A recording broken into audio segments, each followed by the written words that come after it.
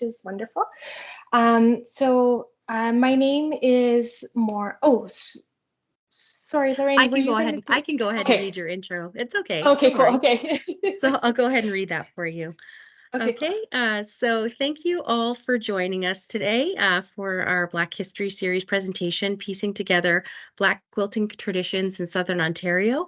Today's guest speaker is Moraa Stump. Moraa is an emerging textile artist based in Toronto. Born in Canada, Stump spent her formative childhood years between Tanzania, Mozambique, and Eswatini before moving to Canada 12 years ago. Her materially driven work seeks to explore themes of race, physical space, and safety, and often acts as a personal reflection on the Black diasporic identity. Moraa graduated from OCAD University in 2021 and is currently in residence at the Harbourfront Centre in Toronto. In 2022, she was the recipient of the Canada Council for the Arts Research and Creation grant, as well as the Ontario Arts Council Skills and Career Development, Indigenous Arts Professionals, and Arts Professionals of Color. Very impressive. We are very excited to hear Moraa's presentation today and hope that you enjoy. As I mentioned, while she's presenting, if everyone wouldn't mind muting their microphone just so that it doesn't distract her, that would be really appreciated. Also, following her presentation, there will be a question and answer period. So if you want to type in your questions in the comment section, I'll read them to her, or you can just raise your hand and I'll call on you. And at this point, you're welcome to, of course, turn your mic back on. And just one final note, if you would like to support programming such as our Black History Series, you can donate to the museum by going to our website, amherstburgfreedom.org. Now I will turn it over to Moraa, and I'm very excited to hear what you have to say. So thank you so much for being here. Thank you. Awesome, that was great. Thank you so much to Lorraine and the Amherstburg Freedom Museum for having me today. So my name is Moraa, and I am an artist currently based in Toronto. And last year, like was mentioned, I received a couple of grants to study quilts in historically Black communities in Southern Ontario. And that's how I came to visit the Amherstburg Freedom Museum for the first time to have a look at some of their quilts. And that's kind of how we ended up here today. So I'm just going to talk about share a bit about my practice and my process and what sort of brought me to wanting to learn more about quilts in historically Black communities, specifically in Ontario, and what I've sort of done with some of that research. So this is my thesis work for OCAD University, and this was my final project. And I used to do a lot of screen printing, but because of the pandemic, I didn't have access to the studios to screen print. And so I started doing more quilting and as another means of surface design. And I was familiar with quilting because, or from my mom and my grandmother and my great-grandmother, who were all quilters, all white settlers here in Ontario. And that's why I was specifically interested in looking at quilts in Ontario, because as much as I felt connected to some of the making practices of quilts, I didn't always feel connected to the lived experiences of my family and the people that taught me to quilt initially. And so this work was looking at those concepts of race and safety and physical space. So where do people feel safe and why? And in this case, specifically, the context of the home and domestic space.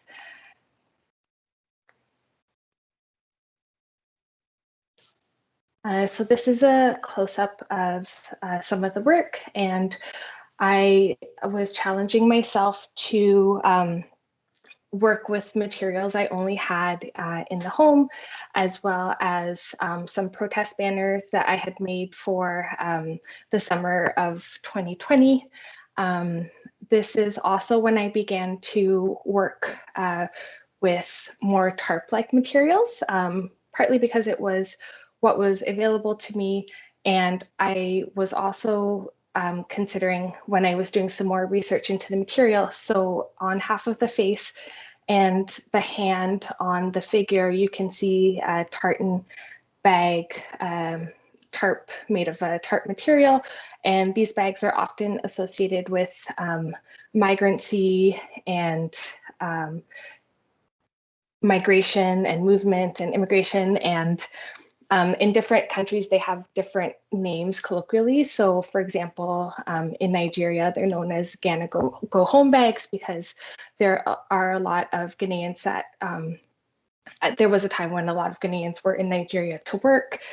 So there's a lot of, I guess, heated feelings towards the populations that might carry these bags. And I was also considering how in Canada, there are many Black families who have been here for generations, but are still not considered Canadian enough and are still othered.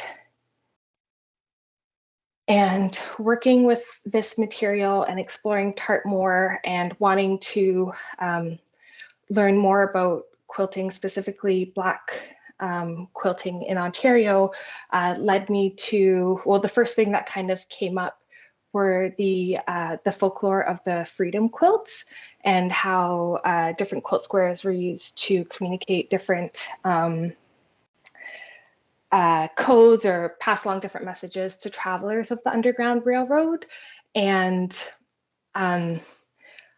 I was interested in, what could that look like, because quilts are traditionally made for domestic space. So what could a quilt that was made for the outdoors kind of look like? And so I began to explore more of that, and began looking, or I guess trying to put them up in different sites in the city.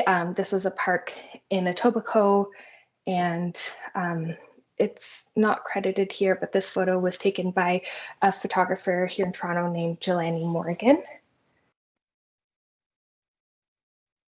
And this is another quilt thinking along those same lines, and experimenting with different ways in which these quilts could be installed. And the idea was, like, what really struck me about the folklore was, because quilts are so labor intensive to make, and often when joining the sometimes three layers of the quilt together, that was often done in community sort of shared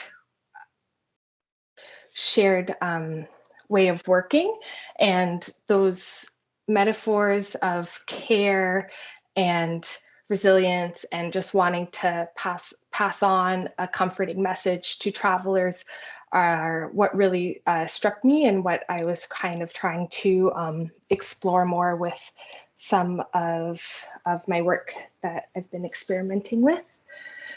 So this photo was actually taken in Detroit, so kind of connecting not quite the whole journey, but at least the States and Canada in this folklore. And this is a continuation of the series. This is more of a figurative take on those metaphors and on the folklore. So this figure, kind of like a spirit of the folks that would have made these quilts and would have passed on this messaging to travelers, and thinking about what that could look like, for example, in Toronto, as Black folks go about their day. We're not in the time of slavery anymore, but it doesn't mean that life is necessarily easier, or that there aren't challenges and racism in everyday life. So that's what I kind of hope that people will think of when they see my work out in public, is that they'll be struck up by these metaphors of comfort and care and community. So this was taken at the Harbourfront Centre downtown in Toronto, and the Harbourfront Centre is right by the water, and where I'm currently in residence. This is another quilt in the series, and this was taken, or this was living outside of a shop, kind of a marker for the shop. And yeah.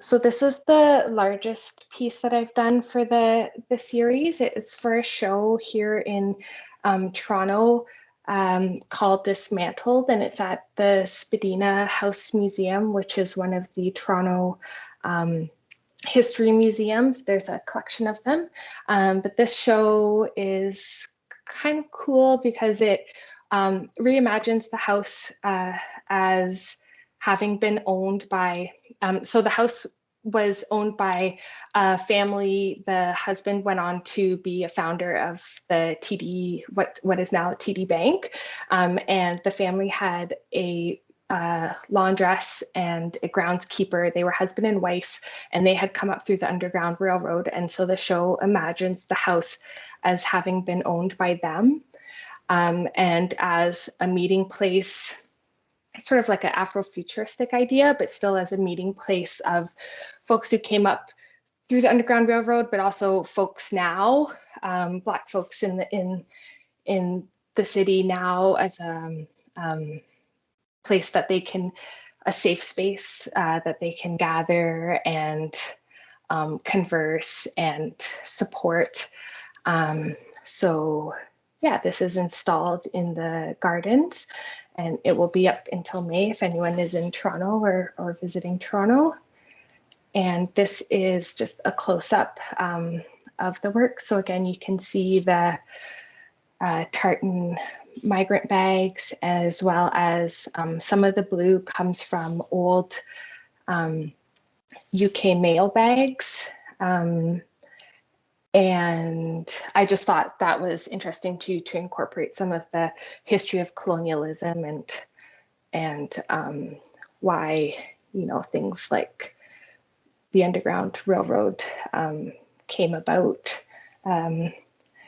And so I've been talking a lot about the folklore, but I was interested in finding out some more facts, because the folklore is not,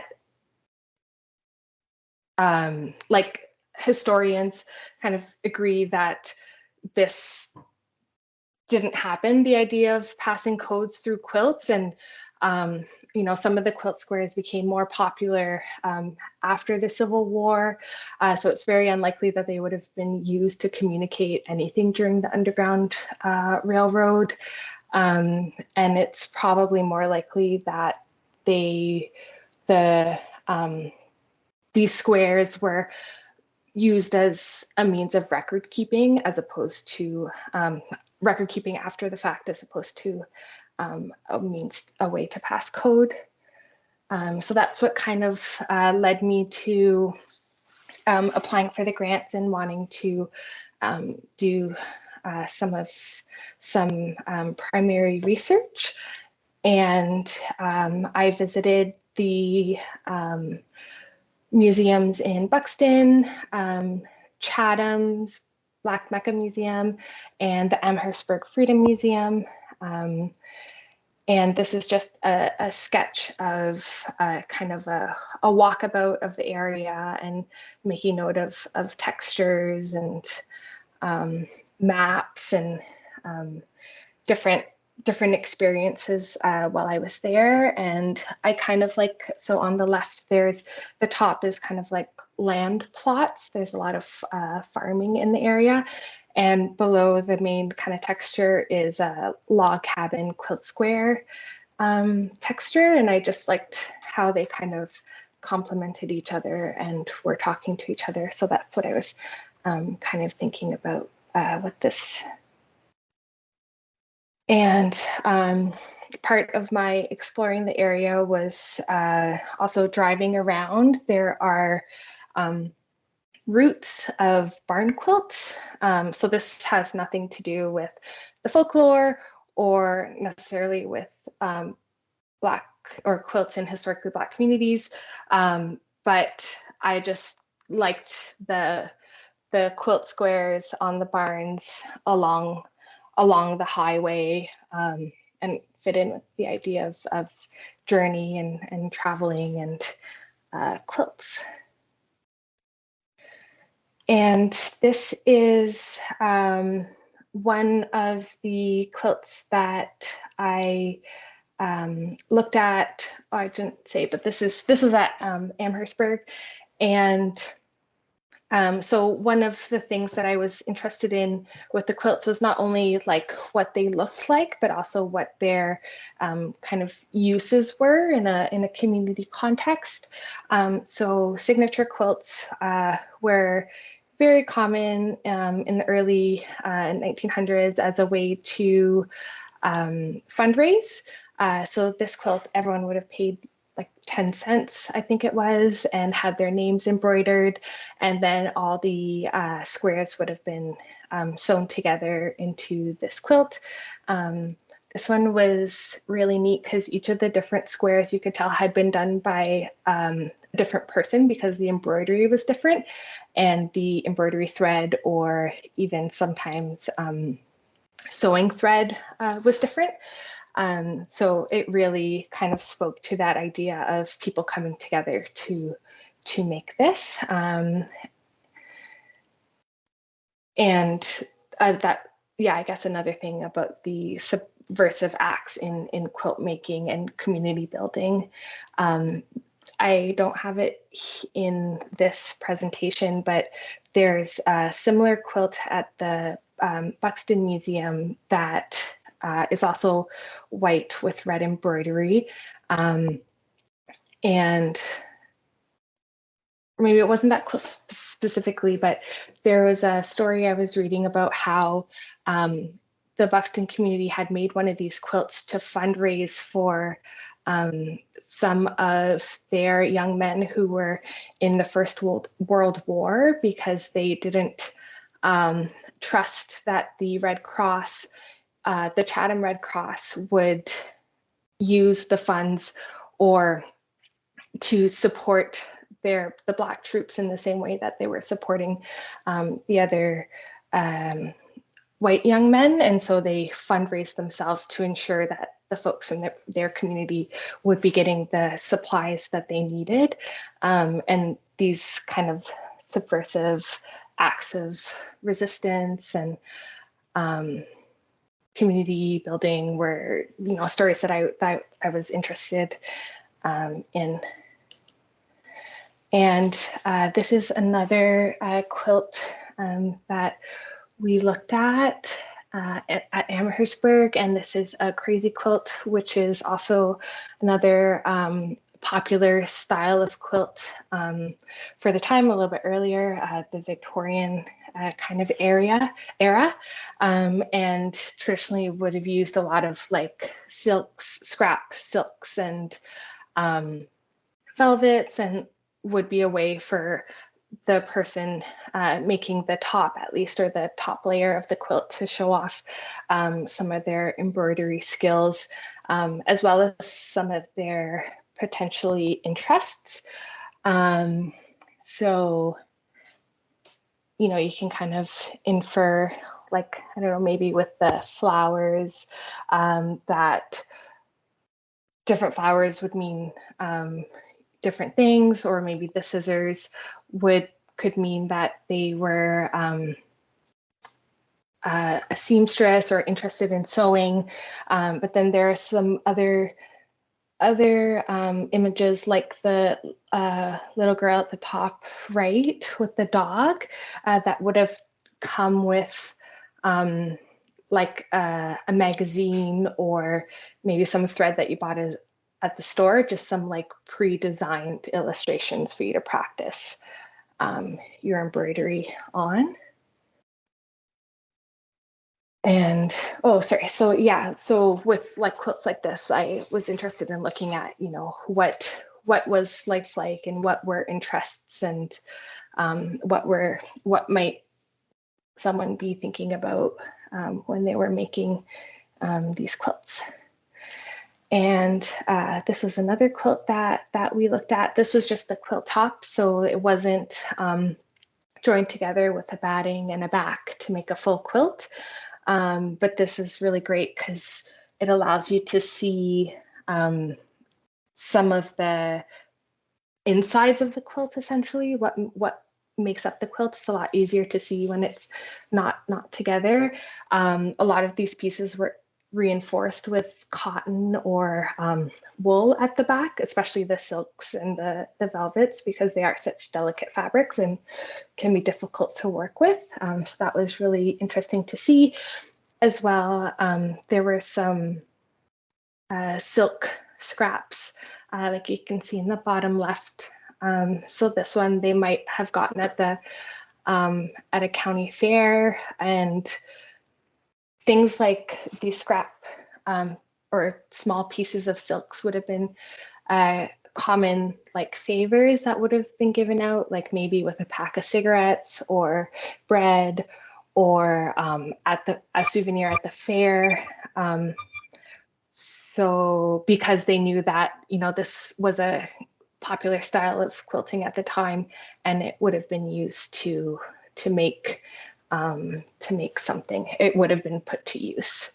With this, I was also interested. With this quilt, I was also interested in the just such small pieces that were put together and how they were put together, and the different mixing of colors and textures. And this is a yo-yo quilt that I saw at the Buxton Museum. And again, I was interested in the way that the quilt was pieced together. And so this is one layer as well. And you can kind of see that the circles are just joined, or the yo-yos are just joined to each other. And that's what's holding it together. And this is what's such a great part of being able to go out to the museums and look at the quilts in person, because you can see how the quilts act. So when I was folding the quilt over to move it aside to look at the next quilt, it kind of had that ripple, and you could see the ways that because the quilt wasn't all joined together into one solid piece, the way that it was moving and acting. And I found that really interesting. Other things that, like, you know, just looking at books or pictures don't or won't necessarily tell you is the weight of the quilts. I was really struck by some of the wool quilts, the heavier wool quilts, and just how heavy they are. So it was really interesting to get to know the quilts in that way as well. And so the kind of piecing and being in the area, I started thinking about how, you know, quilts at their core are pieced materials, and are there other ways that that we can understand quilts, and are there other materials that can convey those ideas of comfort and care and community and domesticity. And so the last quilt, I'll just go back, sorry. So this quilt really inspired, really reminded me of the work of a Ghanaian Nigerian artist named Ella Natsui, who works with bottle caps and joins them together and makes these giant sculptures, and will also drape them. And he translates this like aluminum into, in my mind, a textile. And so I wanted to explore that. And so I've cut up a bunch of beer cans here and folded them over into triangles and cut them out and then joined them together with some decorative wire. And this is kind of what on the left, what it looks like in process, harvesting the material, and then on the right, kind of the finished product. So this, I was also thinking about, you know, kind of kitchen parties and just community gatherings. And it reminded me of community gatherings or just family gatherings that we would have, for example, with my stepdad in his village in Mozambique. And I was not struck by the similarities because obviously people get together with their family and celebrate, but just the sense of community and how welcome I felt in those moments. And this is another way that I'm exploring some of the research that I've done and some of the themes that I've been looking at and considering. So this is a giant doll inspired by the black cloth doll. So again, looking at history and specifically North American history and the ideas of how we learn a lot of our social roles through things like play, but also how some of those roles can be quite harmful, you know, later on, and are rooted in some really nasty history. And so this is just a video of the doll. This is in my apartment because the doll is too big to store at the shared studio. But it just gives you a better idea of some of the scale and some of the different elements and components. Those are my wisdom teeth that were also pulled out during the pandemic. And just allowing me to insert a bit more of myself other than my labor into the work. The skeleton is made of PVC piping and some old textile roll, and then just some synthetic batting.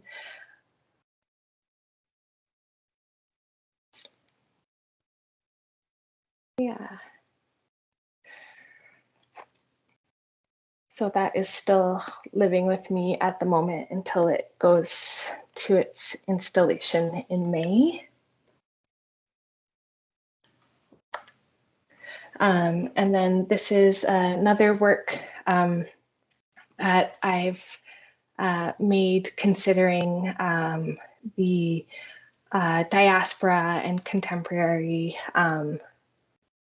Black Canadianness. And so this was inspired by some of the black and white portrait photography of West Africa taken around the times of independence, and thinking about the idea of, you know, taking these portraits of yourself for yourself as opposed to the colonial portraits taken of Africans during colonialism, and thinking about what that could look like for in a Toronto context, in a North American context, in a contemporary context.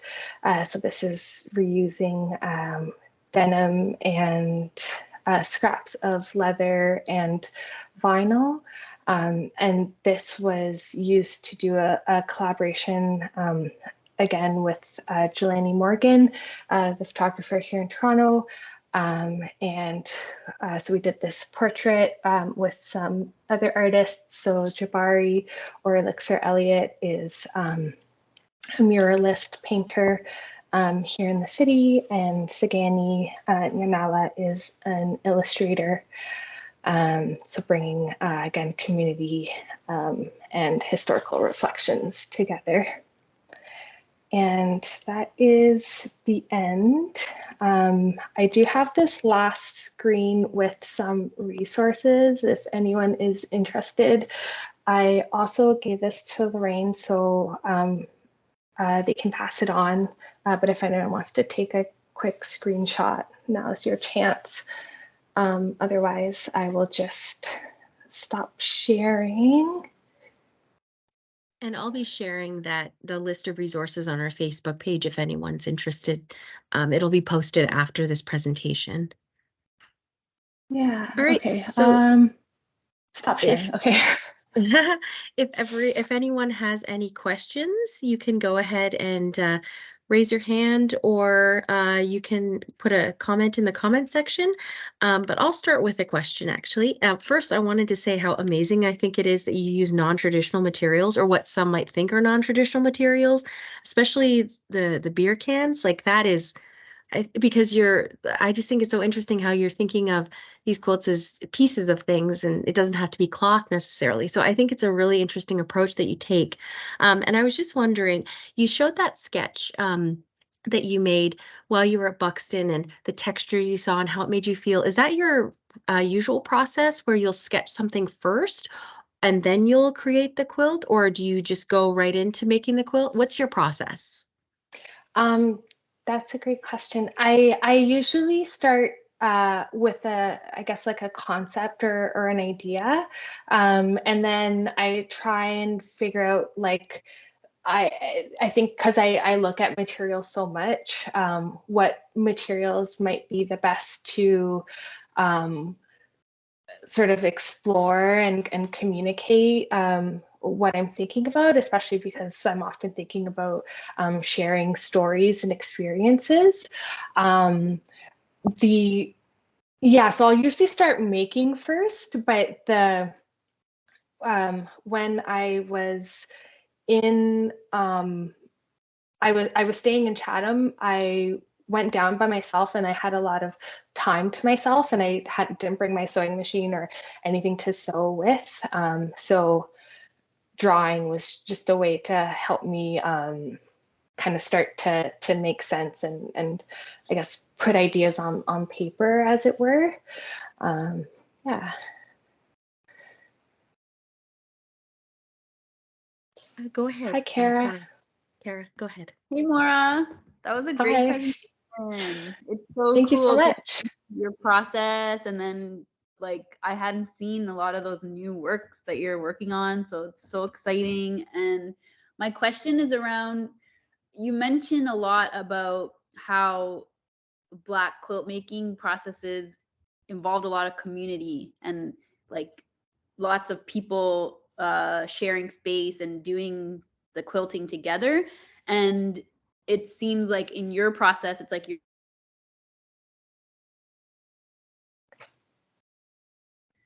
how much time goes in that you're sitting there and making these things. And I was just curious about how you think about community's role in your work.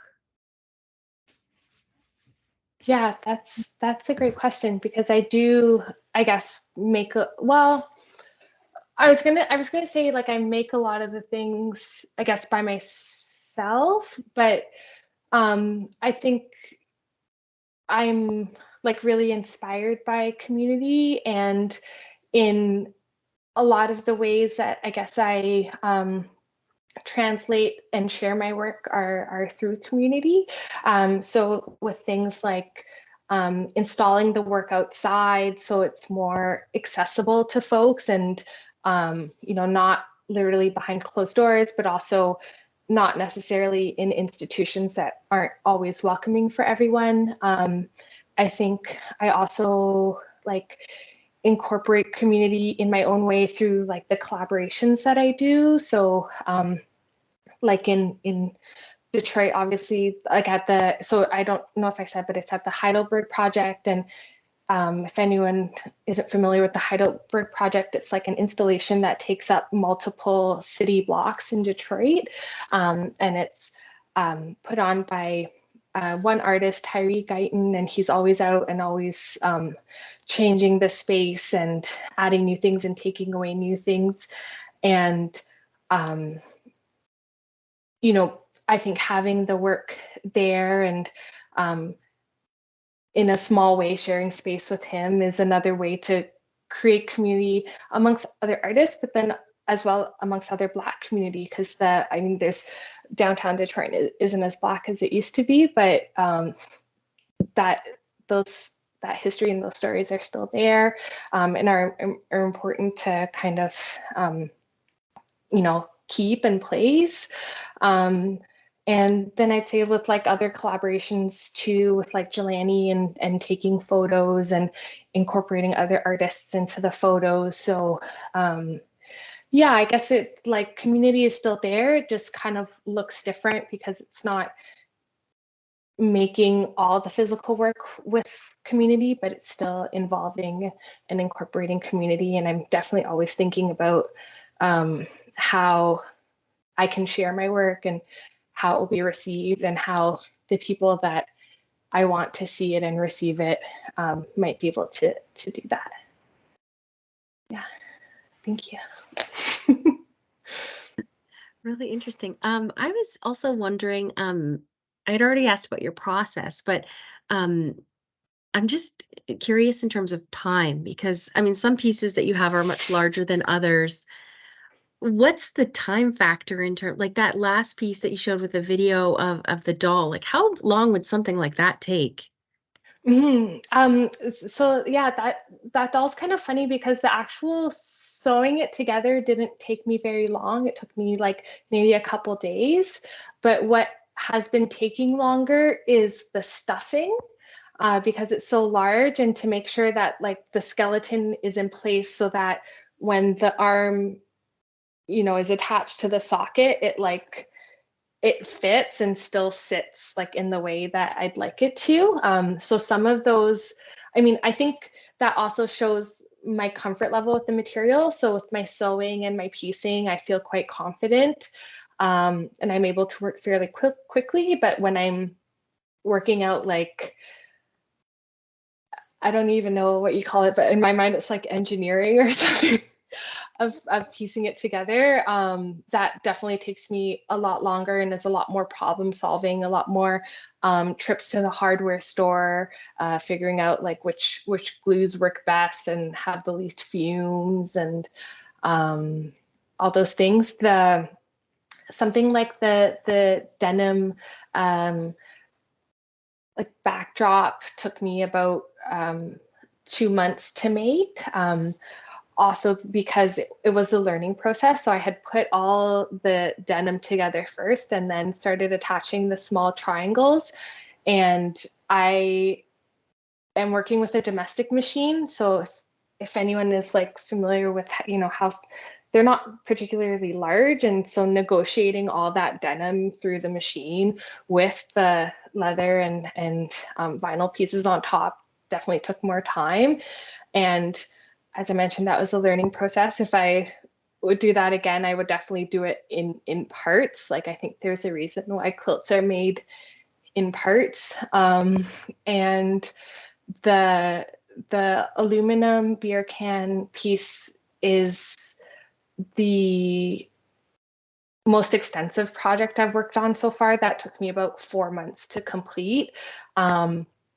Just all first, like, collecting cans from everyone and around was intensive, but then harvesting them for the materials, cutting out all the shapes, perforating them, and then joining I was twisting all those wires together by hand.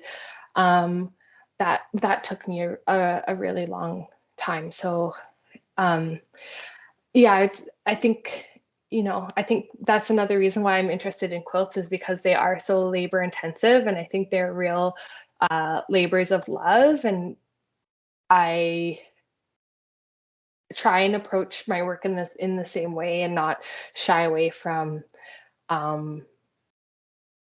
like extensive labor, and that all that time that I'm working as well allows me the opportunity to reflect on sort of what I'm doing and why I'm doing it. Yeah. I just had one more question before we end things. You talked earlier about your grandmother and I believe you said your mother as well, who quilt as well. I was just wondering, first, I mean, they must be so proud of you for what you're doing. If you could comment on that, but also, is something that they've ever done, has it inspired you, or in terms of their work or your own family's history, has it inspired any of your works? Well, I own some of the quilts that the women in my mom's family have made, and I have memories of like them setting up the quilt square at my grandma's house, like over the holidays, and like the neighbor coming over. I think my mom might be in the chat, but don't join in, mom. um, um, um, so I definitely have like fond like memories of quilting, and especially owning the quilts. Like I'll switch out the ones on my bed. There, I don't know if I've been inspired by any of their quilts particularly, necessarily. I think more like the actual act of doing it, and as a way to I guess feel connected to them through that making, and through that making, and it's been, I guess, kind of cool because they've been really supportive of my quilting, like my mom and well, I mean quilting. I think traditional quilters would not say what I'm doing is quilting, and I would agree with that. But they've been really supportive, and it's been really great to kind of, I guess, because I've learned a lot of techniques from them, to kind of share some of what I've learned as well. And then there's been, I know, kind of really random and interesting things. Like when I first got my grant and I went to go visit my grandmother, she lives in Hanover, which is about 3 hours north from Toronto. And I was like, oh, I got this grant to study, quilts in historically Black communities. And she was like, oh, well, there's a few historically Black communities like in this area. And I was like, what? So like, you never mentioned that before, but it was an opportunity for us to like do a field trip and go out and I guess learn more together. And yeah, so they've been really supportive, and it's been great to kind of reconnect. Like my grandmother doesn't quilt anymore, and my mom still makes a lot, but I hasn't made a quilt in a while. So I think it's been a nice way for us to all kind of revisit the subject and the making practices. I think that's amazing that you were able to connect and reconnect through these quilts. That's amazing. We have a couple questions in the comments. So one of our audience members says, amazing presentation and work, Moraa. Thank you for sharing. Just a question within your research as well and its process. Were there any obstacles that you faced, if any, and how did you combat them? Man, okay. Well, I mean, the first obstacle was kind of thinking that this information wasn't out there or existed. And I guess what I kind of mean by that is like, if I was going to like, I was trying to think of all the academic resources that I had access to. So like at OCAD University, I have a friend who works at U of T. So I was trying to access their library resources, trying to access like online databases about quilting in Southern Ontario or in Ontario. And if I had just gone off of what I had been able to find at the library or on the internet, you would kind of think that there are no academic resources on the subject. But I guess one thing that was like lucky for me is that I studied material arts at OCAD, and once we had like a material history course, and my professor made this comment about there was only one academic source that she knew of that existed about the subject. And so after like, kind of exhausting library databases, I reached out to her and, said, I think you mentioned this exists. Like, do you know where I could find it? And even then I couldn't find it. Like, she gave me the title and the author. Even then I couldn't find it online. And then came to find out there's only like one physical copy that exists, and it's at a offshoot of the Smithsonian Library in New York. And because it was during COVID, they wouldn't loan it out to me, like do an interlibrary loan. And because of US copyright laws, they wouldn't, photocopy it for me. So I guess, yeah, accessing like academic resources or like secondary resources to do this research was really challenging. And then I guess as well, I mean, I was pretty determined to find out more, because I really wanted to kind of ground myself in my making and my practice in this history, because I'm a Black person in Ontario using the language of quilting. And so I probably would have, I would have made the effort to come down and like visit the museum at some point, but having the grant definitely made it much easier, because it meant that I could support myself and pay different fees to do the research as well. So I would say those are some of the challenges that I face. But I mean, on the other hand, like once I started reaching out to people and asking for help and letting them know that this is what I was interested in, everyone that I met was so amazing and really wanted to help me, and really made themselves available. So that was amazing. Like a few hurdles in the beginning, but once I got over those, it was yeah, pretty special.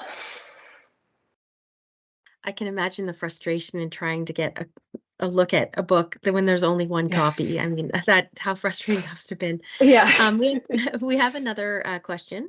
It says, apologies if I missed this part, but wondering if there is any knowledge of formerly enslaved Black Americans having brought any fabric with them when traveling north and using it in any quilts we can see today.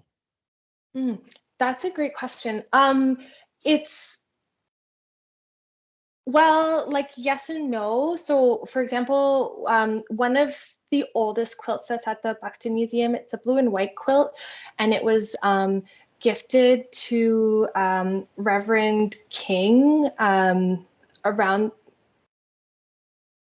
the time of his marriage, and shortly before, well, I guess his first wife died fairly soon after that, and then he moved to Canada.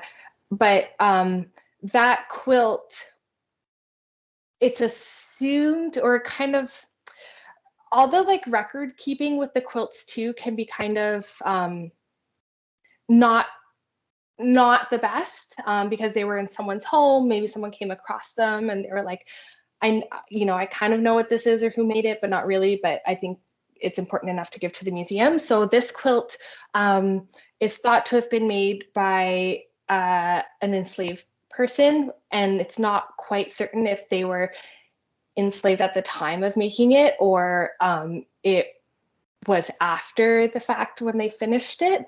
But it's made of like cotton, white cotton, and dyed cotton with indigo. But yeah, a lot of the materials, like for that time period, cottons were the most common, probably I would say, like used material for quilt tops at least. And something like cotton and dyed with indigo, like indigo would have been one of the most common dyes at the time. So those are like some things that we know, and from that we can like make inferences about like who made it, and